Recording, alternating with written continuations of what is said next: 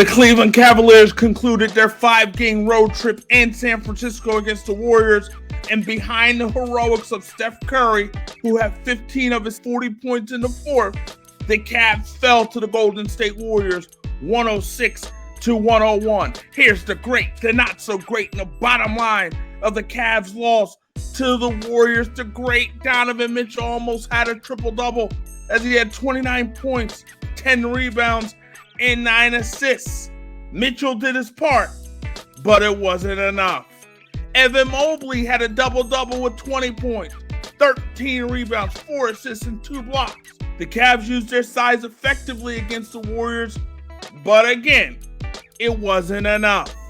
Points in the paint. The Cavs had a lot of success again in the paint. They used their size with Mobley and Allen. Ultimately, they scored 54 points in the paint.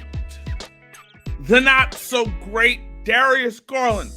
He was off again Friday night. He finished with 15 points and 8 assists, but he was 5 for 19 from the field. In the last 2 games, Garland was 6 for 28 from the floor, including 2 for 9 from deep. So he's been off in these last 2 games, and the Cavs could have used what he brings to the table.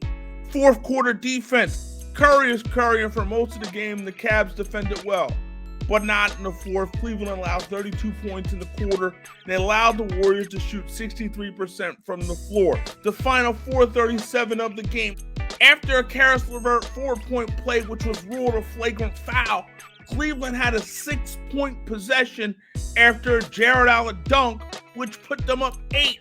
However, just like they did against the Clippers, they couldn't close. They had a 13-point lead against the Clippers, and they couldn't get the job done. Same situation here against the Warriors. They were outscored 19-6 the rest of the way after being up 95-87.